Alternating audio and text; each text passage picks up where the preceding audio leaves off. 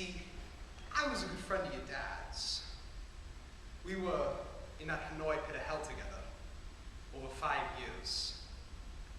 Hopefully, you never have to experience this for yourself, but when you go through a certain situation, like me and your dad did, for as long as we did, you take on certain responsibilities for the other.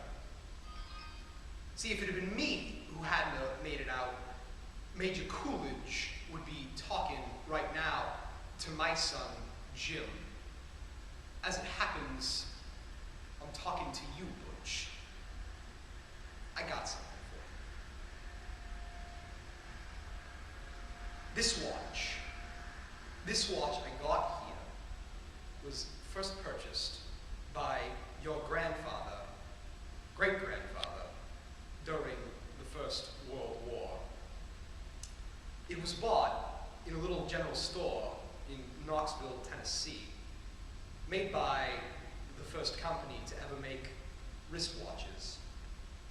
Up till then, everyone just carried around pocket watches.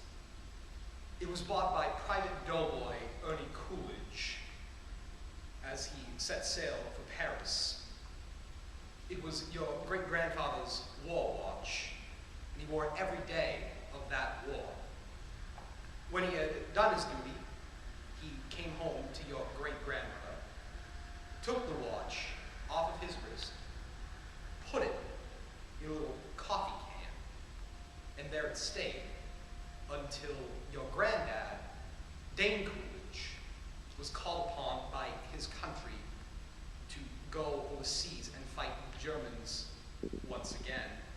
Your great-grandfather gave him this watch for good luck.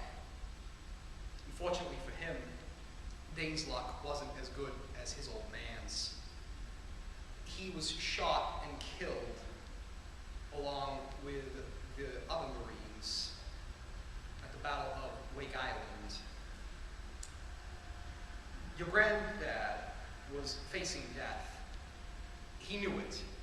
None of those boys had any illusions on making it off that island alive. So 3 days before the Japanese took Wake Island, your grandfather gave his watch to an Air Force gunner on a transport named Winoki, his gold watch, and told him to deliver it to his infant son, whom he had never seen in the flesh, the watch. 3 days later, your granddad was dead. But Winoki kept his word. After the war was over, he paid your grandmother a visit and gave to your infant father his gold watch. This watch. This watch was on your father's wrist when he was shot down over Hanoi. He knew that if the Gooks ever saw it, they would confiscate it, take it away. So he hid it in the one place he knew he could hide something, his axe. 5 long years, your father wore this watch up his ass. Then he died of dysentery. He gave the watch to me, and I wore this uncomfortable hunk of metal up my ass for 2 years. And then, after 7 years, I was sent